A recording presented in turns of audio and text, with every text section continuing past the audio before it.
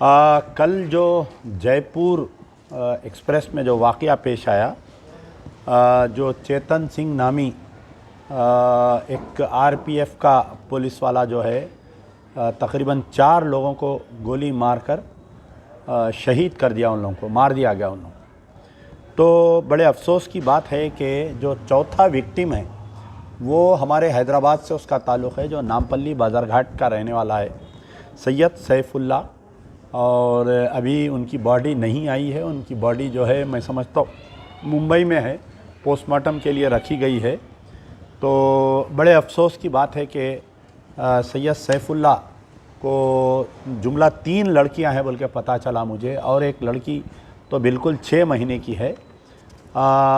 ये जो वाक़या पेश आया, यानी हिंदुस्तान की जो सिक्योरिटी की बातचीत की जाती है, रेलवे सिक्योरिटी की बात की जाती है, तो ये बिल्कुल खोखला साबित हो गया है।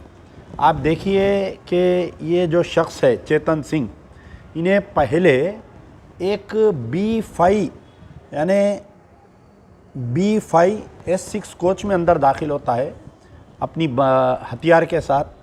वहाँ पर पहले एक तीन पैसेंजरों को मार देता है पहले, यानी B5 कोच में 3 पैसेंजर्स को। उसके बाद में फिर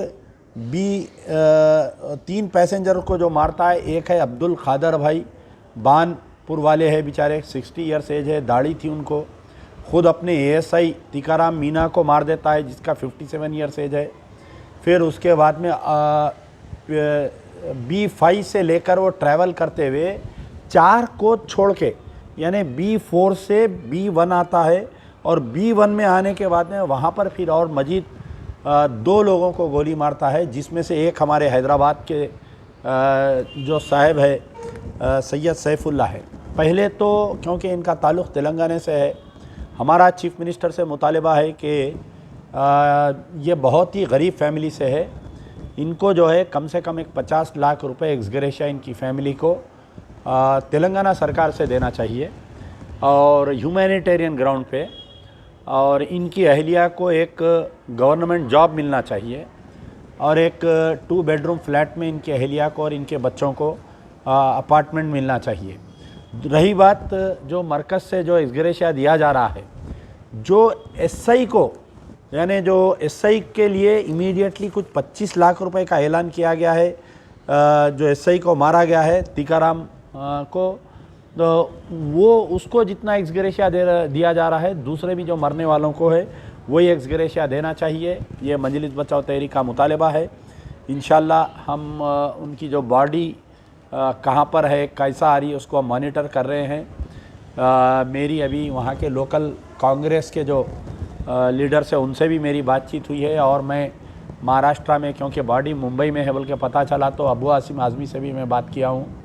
बड़े अफसोस की बात है कि मरने वाले का ताल्लुक़ हैदराबाद से है। यकीनन सबके साथ, यानी जितना गम हमारे को ये सैयद सैफुल्ला के मरने से, उतना ही गम हमें टीकाराम के मरने से भी है।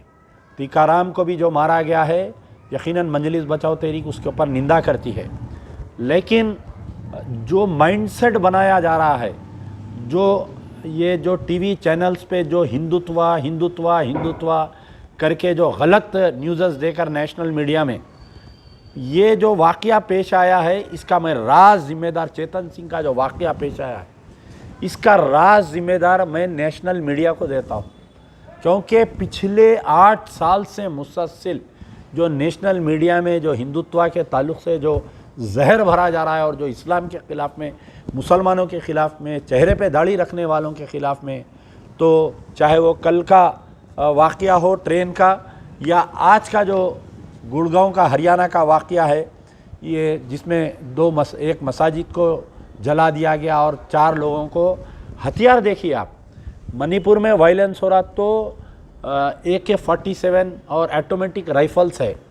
आज के जो बजरंग दल का जुलूस जा रहा है, उसके अंदर भी हाथ में ऑटोमेटिक राइफल्स है। तो ये आ रही कहाँ से बताइए आप। मोदी साहब तो बड़ा दावा करते हैं कि पिछले 8 साल से जो है सरहद से चूड़ी भी इधर से उधर नहीं गई या उधर से इधर नहीं आई। तो ये हथियार कैसा आ रहे हैं? क्या RSS वाले जाके पाकिस्तान में ट्रेनिंग लेके वहाँ से हथियार लेकर आ रही? क्या ये बजरंग दल वाले जाके चाइना में ट्रेनिंग लेके वहाँ से हथियार लेके आ रहे हैं, वया नेपाल आ रहे हैं? ये समझ में नहीं आ रही इनकी बातें। मणिपुर में जो वायलेंस हो रहा है, आप देखिए सोफिस्टिकेटेड वेपन्स यूज़ किए जा रहे हैं। अब तक जितने भी वाक़यात पेश आए पूरे, चाहे वो मुख्तार अंसारी की शूट आउट से लेके ये कल जो वाक़या पेश आया, कल तो खैर वो सरकारी बंदूक थी वो। और एक बात यह है कि जो भी गवर्नमेंट सर्वेंट्स होते हैं ना, ख़ासतौर पर सेंट्रल रिज़र्व में, जैसा आरपीएफ में, सीआईएसएफ में ड्यूटी करते हैं, इनका हर 3 महीने को मेडिकल टेस्ट होता। अगर इसका दिमागी तवाज़ुन तो 1-2 दिन में किसी का ख़राब नहीं होता? क्या इसका कोई सीनियर ऑफिसर्स इसको हैरेसमेंट कर रहे थे? चलो ठीक है, जो मीडिया ट्रायल चल रहा है कि ये एक दिमागी तवाज़ुन इसका ख़राब था और इसका हिंदू मुस्लिम से कुछ लेना देना नहीं है, मैं मानता हूँ, ठीक है। लेकिन दिमागी तवाज़ुन तो रातें रात आदमी का ख़राब नहीं होता। यह आपको बात माननी पड़ेगी। फैक्ट के जो पिछले 8 साल से जो नेशनल मीडिया में और जो हिंदू लीडर्स की तरफ से, आरएसएस बजरंग दल की तरफ से जो इस्लामोफोबिया चलाया जा रहा है, ये उसका नतीजा है। तो हमारा मुतालबा है कि जिस तरीके से अजमल खस्साब को जल्द से जल्द फांसी दी गई थी स्पीडी ट्रायल करते हुए, इस दरिंदे को भी, चेतन सिंह को, इमीडिएट फांसी देना चाहिए। आज जो हरियाणा में वाक़या पेश आ रहा है, जो गुड़गांव इलाके में, वो एक कमर्शियल एरिया है पूरा। वहाँ पर मुकामी लोग कम रहते हैं, बाहर से लोग आकर बहुत बसते हैं। ख़ास तौर पर कल रामनवमी के जुलूस में, या पता नहीं कौन सा जुलूस निकाले थे, उसमें खुद ये लोग पथराव करके, आज मैं सुबह से देख रहा था तकरीबन फेसबुकों पे लाइव आकर ये पूरे बजरंग दल वाले ऐलान पे ऐलान कर रहे थे कि पूरे गुड़गांव को घेर लो, साले आतंकवादियों को मारो। तो आप बताइए कि हरियाणा की पुलिस क्या कर रही थी? इमीडिएट आना था स्पॉट पे, हेलीकॉप्टरों से उतर जाना था, पैराशूट से उतर जाना था, पूरों को गिरफ्तार करना था, पूरा इंटरनेट सर्विसेज बंद करवा देना था। लेकिन ऐसा नहीं की। वहाँ के चीफ मिनिस्टर, वहाँ के डिप्टी चीफ मिनिस्टर, वो आज स्टेटमेंट दे रहे हैं कि हम 3 घंटे के अंदर हम कंट्रोल में ला लिए। अरे साहब, 3 घंटे का अभी तक भी हरियाणा जल रहा है। अभी भी थोड़ी देर पहले टीवी पे, नेशनल चैनलों पे बता रहा है। तो मजलिस बचाओ तहरीक की तरफ से सख्ती से निंदा करते हैं। दोनों का जो वाक़या पेश आया, जो राजस्थान जो ट्रेन वाक़या पेश आया उसके ऊपर भी, और आज जो हरियाणा में गुड़गांव में जो वाक़या पेश आया जहाँ पर एक मस्जिद को जला दिया गया है, जयपुर एक्सप्रेस की भी हम निंदा करते हैं। और जो सैयद सैफुल्लाह के ख़ानदान के साथ हम ठहरे हुए हैं। इंशाअल्लाह जो भी हमारे से हो सकता हम बराबर मदद करेंगे उनकी। यार जिंदा सब